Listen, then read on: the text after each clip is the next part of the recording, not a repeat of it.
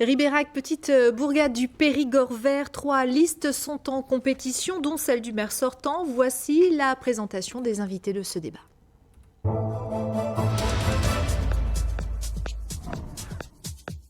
Patrice Favard, sans étiquette. Liste Continuons ensemble pour Ribérac, sans étiquette, maire sortant.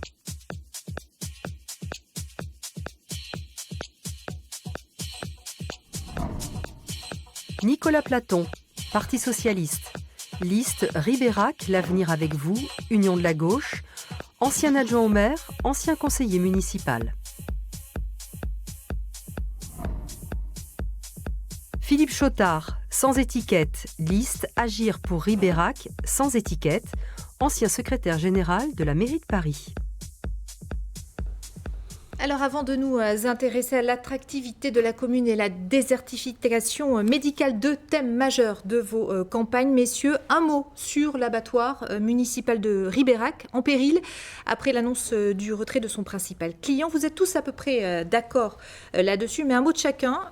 Tout d'abord, Patrice Favard, maire sortant, vous avez mis en pause votre campagne pour tenter de sauver cet abattoir. C'est naturel. Les Ribéracois n'auraient pas compris que je sois en campagne électorale alors qu'un incident industriel ou économique potentiel était en cours sur la commune. Donc très rapidement, je me suis attaché à mobiliser les pouvoirs publics pour essayer d'abord de gagner du temps, ce qui a été fait tout à fait récemment avec monsieur le préfet de la Dordogne, puisque nous avons gagné à peu près 2 mois par rapport au départ initial qui avait été annoncé par le groupe Arcadie. 2 mois lors desquels nous allons nous mobiliser l'ensemble des acteurs, l'ensemble de la filière, l'ensemble des éleveurs, les bouchers, les actionnaires, pour essayer de trouver une solution et une porte de sortie. Nicolas Platon, la mairie en place a réagi assez rapidement face à cette menace sur l'abattoir municipal. Je pense que nous avons tous réagi, les trois candidats. Ce sera en tout cas votre premier dossier si vous êtes élu. Bien sûr, et je pense aussi que dans 2 mois, donc 2 mois après le mois de mai, la situation va être très délicate pour cet abattoir et la ville de Ribérac seule n'a plus les moyens de le sauver. Et c'est pour ça que nous proposons justement une discussion élargie avec l'intercommunalité, les intercommunalités, et puis obtenir aussi l'avis des éleveurs. Je sais qu'ils se réunissent dans les heures qui viennent, dans le groupement qui les concerne, la coopérative qui les concerne. Leur avis nous importe, bien évidemment. Philippe Chautard, j'imagine, vous aussi, ce sera une de vos priorités, sauver cet abattoir. Il est évident qu'entre nous 3, il ne peut pas y avoir de divergence sur ce point. J'en ai une petite avec Patrice Favard, parce que je n'ai pas le sentiment que sa campagne locale ait été suspendue pour cause de difficultés de l'abattoir, mais nous ne sommes pas là pour polémiquer. C'est un sujet qui est extrêmement préoccupant pour le Ribéracois, et ce sera le premier sujet sur lequel nous aurons à travailler, puisqu'il y a 2 mois de sursis qui ont été donnés, c'est une excellente chose, et merci à tous ceux qui ont pu y contribuer.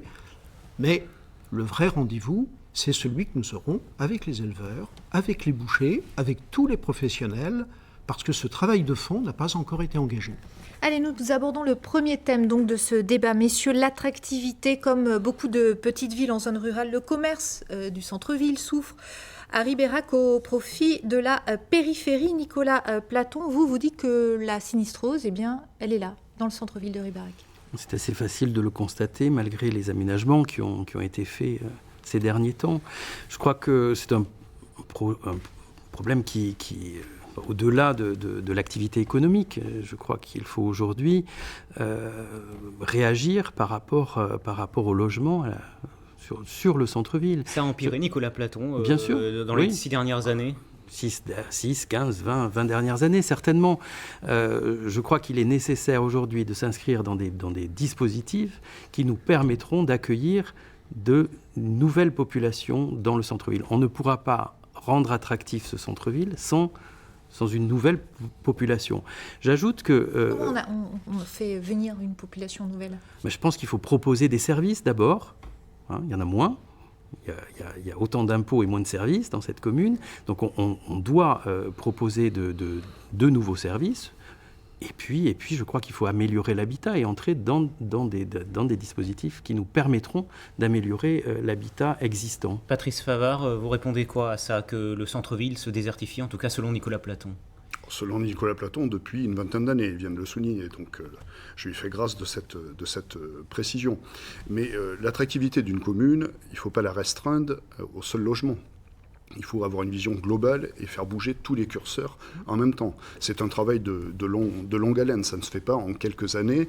Il faut travailler à la fois sur le cadre de vie, à la fois sur l'environnement, sur l'accessibilité, sur les aménagements urbains, sur les services effectivement qu'on peut rendre à la population, et sur la fiscalité. Pourquoi nous perdons des habitants à Ribérac depuis 2006 ? Nous perdons les habitants à Ribérac depuis 2006 parce que nous avons une fiscalité qui est contraignante à Ribérac. C'est-à-dire que le rapport entre Ribérac et les communes voisines peut aller de 1 à 4 d'une manière défavorable pour Ribérac en matière de taux foncier. Et vous dites que c'est une situation dont vous avez hérité ? Il a fallu hériter de cette situation, mais moi je ne mets pas tout sur le dos de l'héritage. Il y a, vous l'avez dit en préambule, il y a forcément dans les commerces, dans les villes moyennes en milieu rural, des difficultés. De toute façon, on le sait toutes et tous, des difficultés pour le commerce. Il a fallu baisser les impôts, je l'ai fait. Il a fallu réduire l'endettement, je l'ai fait, parce que l'endettement d'aujourd'hui, ce sont les impôts de demain, et avec ça, on ne fera pas venir de nouveaux arrivants. Philippe Chautard, votre constat et vos ambitions, justement.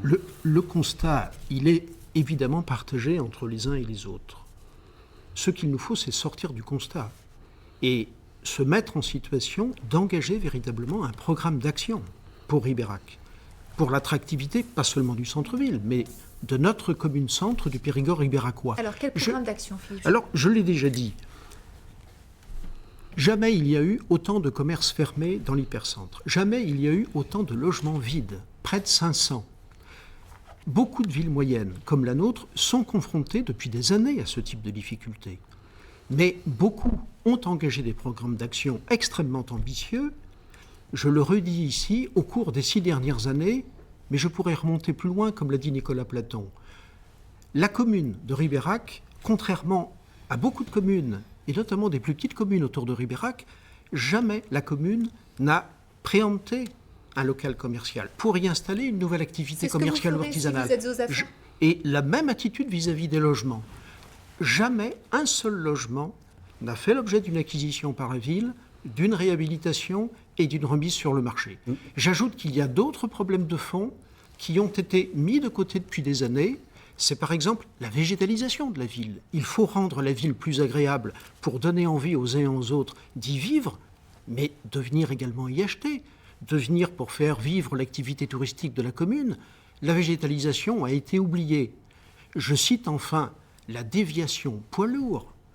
Nous avons 1000 camions par jour qui continuent de traverser Ribérac. C'est la commune qui est la plus sinistrée à cet égard de tout le département, avec des camions qui passent devant nos 2 écoles, et rien n'a été fait depuis une vingtaine d'années. Alors Nicolas Platon, est-ce que vous faites le même constat ? Il faut réhabiliter les logements vacants, oui. louer les locaux vides, etc.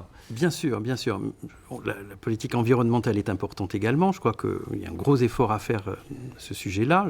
Je connais des endroits à Ribérac qui ne ressemblent plus à ce qu'ils ressemblaient il y a quelques années. Et ça ne date pas d'hier, forcément. Mais moi, j'ai un petit peu de mal de parler de politique environnementale et d'associer à ça un contournement de 3, 4, voire 5 ou 6 kilomètres si on le fait entièrement. Des propositions de M. Chautard. Oui, actuellement, ce contournement, il faut en parler. Il part d'un quartier ribéracois, l'entrée de Ribérac côté Périgueux-Angoulême, et il se termine sur la route de Bordeaux, l'ancienne route de Bordeaux, la route de Saint-Aulé, plus exactement. Et après, c'est terminé. C'est-à-dire qu'on va concentrer des véhicules sur Donc c'est pas la une bonne petite solution structure. pour vous. Pour moi, ça n'est pas la bonne solution, sauf si cette déviation se fait complètement. Or, je pense qu'on n'en est pas là. Rapidement, et puis on entend Patrice Favard qui va vous répondre. Non, je pense qu'aujourd'hui, Patrice Favard a avancé la consultation citoyenne. Moi, je suis d'accord avec ça. Mais simplement, je crois qu'aujourd'hui, on ne peut pas parler de politique environnementale et de création de 5 voire 6 kilomètres de nouvelles routes. Patrice Favard, le contournement, vous en pensez Avec quoi ? un Est-ce qu'il coût faut très un important. contournement de Ribérac pour la libérer de ses camions ? Première réponse sur le contournement. Le contournement Ribérac, M. Chotard, c'est 500 véhicules jour. C'est pas 1000. 500, mais 500, j'ai les donc, études à votre disposition. Nous aussi, les études. Vous avez l'habitude nous les de avons. dire 500, que je ne connais pas 500. les dossiers. Mais c'est 500. Je tiens les chiffres qui sont des chiffres du département. Et vous verrez je les que tiens à peu votre de disposition. parcelles acquises également. Voilà. Hein, Sur les parcelles, voilà. ça 3 je vous renvoie parcelles à votre acquises débat qui aujourd'hui, n'intéresse manifestement que vous. Sur le contournement, il Je a été crois que ça présenté. je crois que ça Ça peut intéresse vous quelques intéresser. Ribéracois. Le débat sur les parcelles, sur l'acquisition des parcelles, pas sur le contournement, d'accord. M. Chotard. Sur le contournement, M. Cazot l'a présenté en 2013, ce contournement. Non. Il n'a pas été fait, le début des travaux devait commencer en 2017. Le début des travaux devait être fait en 2017, ça n'a pas été fait. Parce que Monsieur Perrault, j'ai conscience des problèmes du département, des problèmes financiers du département, Monsieur Perrault m'a dit qu'il n'avait pas les moyens de procéder au financement des... Ça, c'est le passé. Si vous êtes des élu travaux. demain concernant ce contournement. Moi, c'est, Monsieur Platon l'a dit, je propose la consultation citoyenne. C'est une décision départementale, mais je souhaite que tous les Ribéracois soient associés à cette décision. Pas seulement ceux qui vont s'exprimer lors des enquêtes publiques, parce que tous les Ribéracois vont être impactés. Il y a effectivement la circulation des véhicules en centre-ville, des poids lourds devant les écoles, boulevard Mitterrand ou rue Serbat, mais il y a aussi les effets pervers d'un contournement de déviation, le potentiel risque, effectivement, que le commerce en centre-ville, on ne peut pas à la fois défendre le commerce en centre-ville et vouloir une déviation, Et que soit les Ribéracois impacté aillent dans les zones commerciales autour, notamment. avec c'est en ce que vous périphérie. craignez. Vous pouvez aussi créer un cercle qui va mettre en difficulté le commerce Chotard. en centre-ville. Philippe Chotard. Moi, je crois que ce qui intéresse les Ribéracois, c'est de savoir qui est favorable au contournement. Poids lourd. Et Comment vous allez scinder les s'il gens vous plaît, et qui est opposé? Je rappelle que c'est un contournement poids lourd, et la question de nuire à l'activité commerciale du centre-ville est une mauvaise question. J'ajoute que ceux qui nous disent il faut revoir l'itinéraire, il faut lancer une concertation à la date d'aujourd'hui, je crois qu'il ferait mieux de nous dire nous ne souhaitons pas de la déviation. Parce que toutes les études ont déjà été réalisées. Elles ont été réalisées par le conseil départemental. Et j'ajoute, non, mais je voudrais répondre à la question de M. Platon. On ait le temps de parler d'autres choses. Ce n'est pas du tout contraire aux préoccupations environnementales. Il y a eu une étude d'impact qui a été faite en 2013 et qui a sur cette parfaitement question, démontré qu'il n'y avait Patrice aucune Favard, atteinte au Favard, milieu de thème. naturel. Je voudrais, sur le contournement, je pense qu'on a fait le tour, je voudrais qu'on parle vraiment de l'attractivité de Ribérac. Limiter l'attractivité de Ribérac au contournement, c'est ne voir qu'une partie du problème. Alors, que faire pour l'attractivité Sur l'attractivité, j'entends logement, j'entends habitat, j'entends rénovation. M. Chotard nous dit, bon, il faut acquérir, préempter des immeubles. Il nous a cité dernièrement un immeuble de 30 000 euros. Il suffit, M. Chotard, de pousser la porte. De pousser la porte. Vous avez 250 000 euros de travaux. Vous avez parlé de l'Hôtel de France. Monsieur Platon, vous avez parlé de l'Hôtel de France. L'Hôtel de France, 750 000 euros de travaux, nous l'avons visité avec la CCPR pour le réhabiliter. Donc on ne peut pas, dans ce domaine de l'attractivité, nous avons mené des actions fortes et nous allons continuer à les mener. L'aménagement du centre-ville était demandé depuis 20 ans, c'est nous qui l'avons fait. Personne ne l'a fait avant nous. Donc, arrêtons un petit peu les incantations.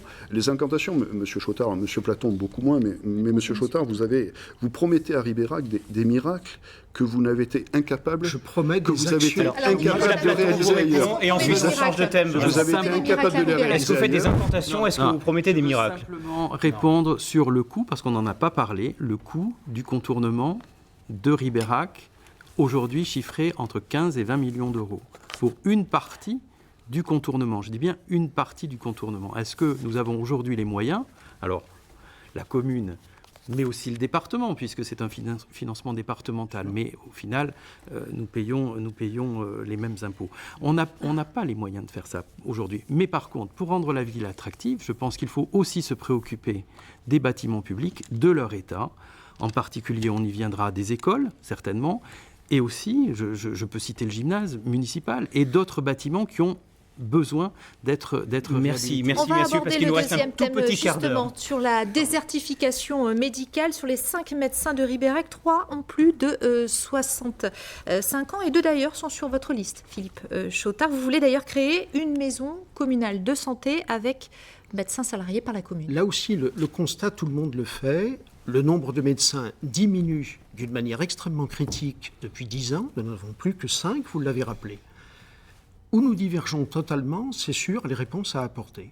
Alors, quelle est votre Le réponse constat à que vous nous faisons, et c'est la raison pour laquelle des médecins généralistes de Ribérac sont sur notre liste, c'est que si nous ne prenons pas l'initiative de créer une maison médicale communale avec des médecins salariés, tout simplement, nous ne trouverons plus, dans des zones comme les nôtres, nous ne trouverons plus de jeunes médecins qui désireront s'y installer. Patrice Les jeunes Favard, médecins Ribérac ne a les veulent moyens plus vivre les Oui. contraintes de leurs prédécesseurs, ne veulent plus travailler 70 heures par semaine.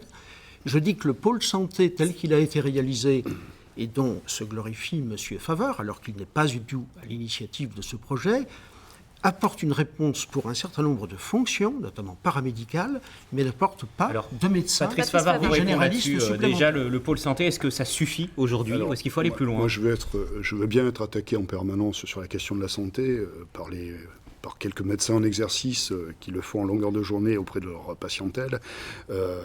Ils sont sur la liste de M. Chotard, vous l'avez rappelé, c'est de la politique, dont acte. Mais première question que je pose, c'est qu'ont-ils fait en 15 ans? En 15 ans, pas de remplacement, pas de succession. C'est de la faute des médecins si on en est à cette situation. C'est quand même le but. Vous ne connaissez pas. C'est quand même le but des médecins aussi d'assurer une succession. C'est pas forcément tout sur l'argent public et sur la collectivité. C'est ce qui nous diffère beaucoup, M. Chotard. Moi, je soutiens un projet privé monté par des Ribéracois, par des investisseurs locaux, 1,6 million d'investissements, qui s'est défini dans mon bureau. L'initiative financière, ce n'est pas moi, je le reconnais. L'initiative de projet, c'est pas ce que vous avez écrit dans votre programme. L'initiative de projet, rapidement, Nicolas Platon vous répond. Nous nous éloignons sur ça, vraiment fondamentalement sur ça. Je soutiens un projet privé qui mène une mission de service public. Vous défendez des intérêts privés. Pas du tout. Vous défendez des intérêts privés avec de l'argent public. Nicolas Platon, Nicolas différence, Platon, vous dites dans votre programme, c'est la priorité des priorités, c'est la santé. Oui, bien sûr. On est d'accord. On est tous d'accord, je pense. Pôle de santé, nous sommes favorables, bien sûr, mais je crois qu'il ne faut pas se fermer les portes aujourd'hui à la réflexion de toutes les solutions qui peuvent être apportées sur ce dossier. Je pense qu'on est tous d'accord là-dessus, enfin je l'espère. Il y a 5 médecins, vous l'avez rappelé, il y en a 2 qui sont 2 femmes en plein exercice, c'est-à-dire qui accomplissent les gardes, plus leurs actes. Les 3 autres médecins n'accomplissent plus leurs gardes. Aujourd'hui, le problème est entier sur Ribérac. On a laissé partir des jeunes médecins, ces 10 dernières années, M. Chotard. Voilà, il y a 3 médecins qui sont partis de Ribérac, qui auraient pu s'installer à Ribérac. Moi, la solution, je la prends dans ce que propose le schéma départemental de santé. Vous voulez une maison départementale de santé?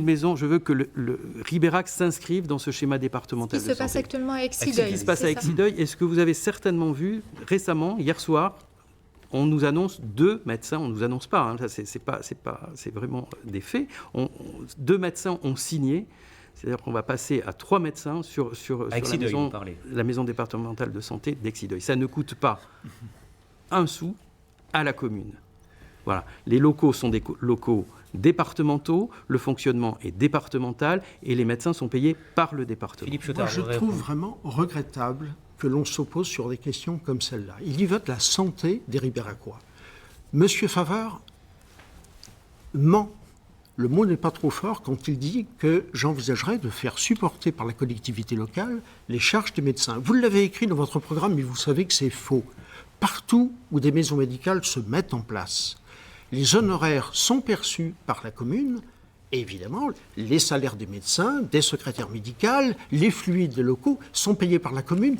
Partout où il y a un nombre de médecins suffisant, ces structures sont à l'équilibre. J'ai cité Bergerac, j'ai cité Soyaux, à côté d'Angoulême, et c'est pas qu'on vous agresse, Monsieur Favard. C'est simplement qu'on est obligé de corriger, les contre-vérités que vous nous assénez en permanence. Monsieur Chotard transforme la vérité. Moi, je n'ai pas l'outrecuidance de dire moi, que vous mentez. Vous transformez la vérité. Une maison de santé, qu'on soit simple, une maison de santé médicale, c'est d'abord un investissement. Il faut créer la maison de santé ou l'acheter. Donc l'investissement, on va prendre une maison de santé moyenne telle qu'elle existe en Dordogne, des maisons de santé municipales, c'est 700 000 €. Les subventions qui ont été perçues sur ces maisons de santé municipales, je parle des petites villes comme Ribérac, c'est 230 000 €. Et pour vous, c'est pas réalisable, c'est pas supportable pour Ribérac. 470 000 à la seule charge de la ville. Et ensuite, sur le fonctionnement, il faut faire tourner la boutique. pas seulement le salaire des médecins, le coût moyen d'une maison de santé, le déficit moyen d'une maison de santé communale, municipale, 90 000 euros. C'est faux. Mais pourquoi ne voulez-vous pas entrer dans ce dispositif du schéma départemental de santé qui me semble tout à fait positif. En tout cas, messieurs, on a entendu... Le point, monsieur Platon, sur la maison de santé départementale, il faut un peu de recul. Effectivement, il y a des médecins qui arrivent. Mais ce qui me pose problème sur la question de la santé, telle que vous l'évoquez, c'est qu'aujourd'hui, nous avons une maison médicale privée, portée par des porteurs privés, qui remplit à 95%. Oui. Un médecin va s'installer. Ne me parlez pas de concurrence dans ce domaine. Un médecin va s'installer en juillet. Les bâtiments pour une prochaine extension ont été achetés au département. Vous le savez, monsieur Platon. Ça a déjà été. Laissez-moi finir, monsieur Chotard. Ça a déjà été acheté. Vous n'êtes visiblement pas d'accord sur ces questions-là. Ça a été acheté au département. Combien de médecins généralistes supplémentaires à Ribérac avec le pôle santé? Nous devrions tous nous retrouver, je suis le seul à le faire, derrière ce projet. Trouver une solution pour aller encore plus loin. En tout cas, on va s'arrêter là sur la désertification médicale et sur la santé. Réalisation concurrente. On voit que vous n'êtes pas d'accord effectivement sur la manière de régler cette désertification médicale. Je vous propose de passer à un autre thème, messieurs, autour de la culture, puisque Ribérac s'est toujours distingué dans l'offre culturelle proposée. On se souvient d'un festival qui fonctionnait plutôt bien, le Grand Souk, remplacé aujourd'hui par le Festine. Quelles sont vos propositions dans ce domaine, Nicolas Platon ? J'ai bien connu le Grand Souk, j'en ai été l'un des fondateurs.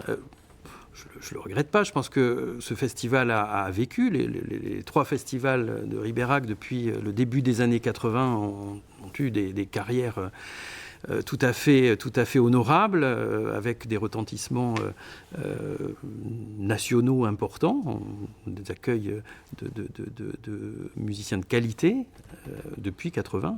Alors vous faites quoi, vous, Nicolas Platon ? Donc, aujourd'hui, je crois qu'il faut mettre les choses à plat. Moi, je veux connaître, si vous voulez, une manifestation qui aujourd'hui coûte 200 000 euros à une commune.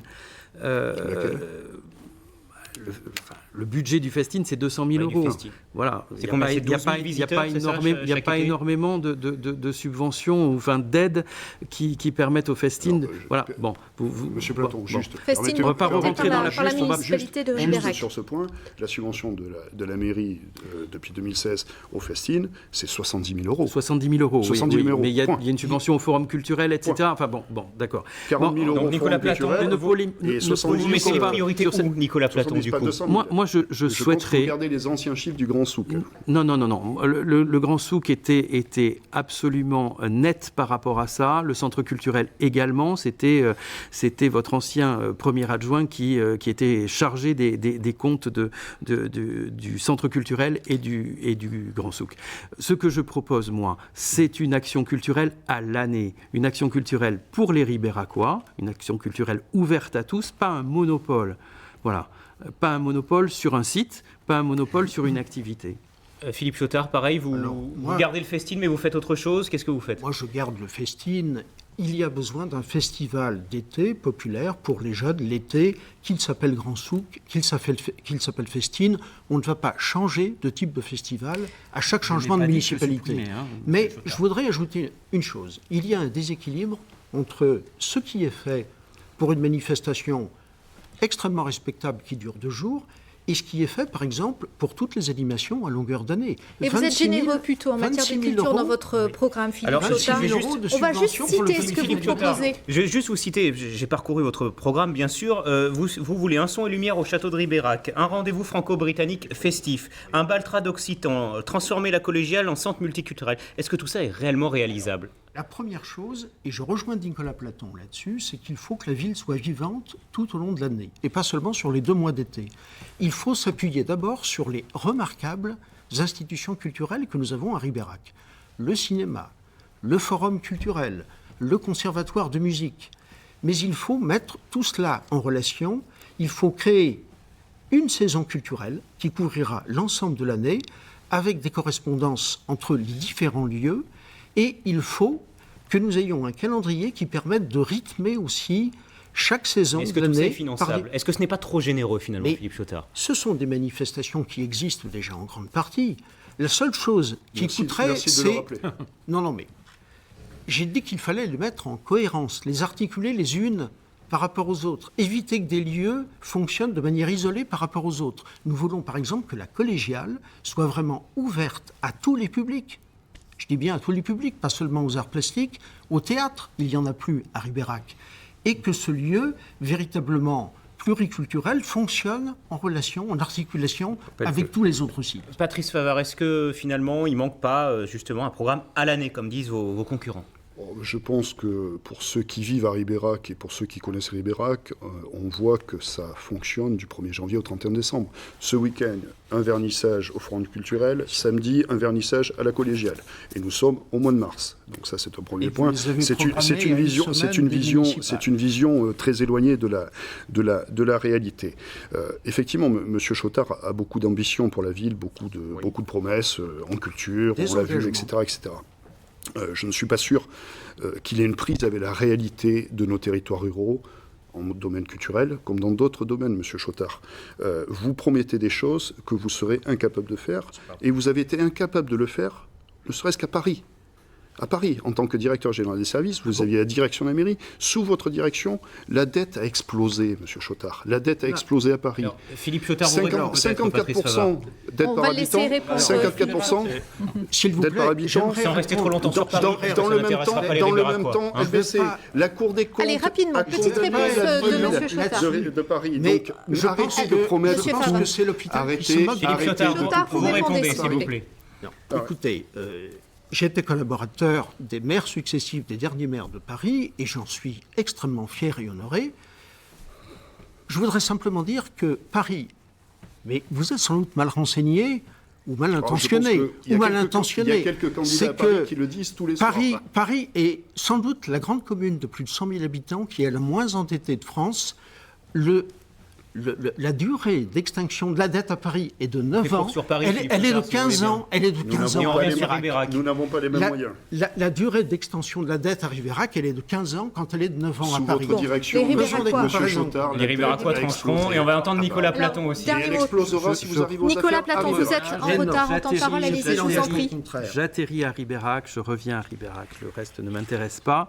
êtes nouveau Très à peu. Ribérac, alors. Je ne suis pas nouveau à Ribérac. Je pense que les finances de la ville doivent vous intéresser. Bien sûr. Le désendettement de la ville aussi. Comme moi, inquiet Allez, des réponse promesses de de Nicolas Platon, on termine là-dessus. Simplement, je crois qu'il faut être raisonnable, effectivement, dans les promesses. Vous me reprochez l'un et l'autre d'avoir des projets de réhabilitation, voire de construction de sites qui permettraient de rendre la ville plus attractive, voire d'attirer donc des acteurs économiques, des médecins également. Je parle évidemment du groupe scolaire, je parle évidemment de l'amélioration du cœur du bourg, mais également d'une politique culturelle qui soit vraiment solide à l'année, comme je vous l'ai dit. Je suis d'accord avec Patrice Favard sur la double salle de cinéma qui est quasiment financée par la TSA. Et moi aussi, je croyais qu'il était déjà fait. Messieurs, c'est formidable, on va peut-être conclure sur ce débat. Deuxième salle de cinéma qui fait l'unanimité, visiblement. Bien sûr. Parmi vous, c'est parfait. Le débat s'achève, messieurs. Merci de votre participation. Votre soirée consacrée aux élections municipales en Dordogne s'achève. Place désormais au vote des électeurs dimanche. Et mercredi prochain, France 3 Aquitaine vous propose un débat d'entre-deux tours avec les candidats des deux villes principales du département, à savoir Périgueux et Bergerac. À mercredi prochain, donc, et très belle soirée. Merci.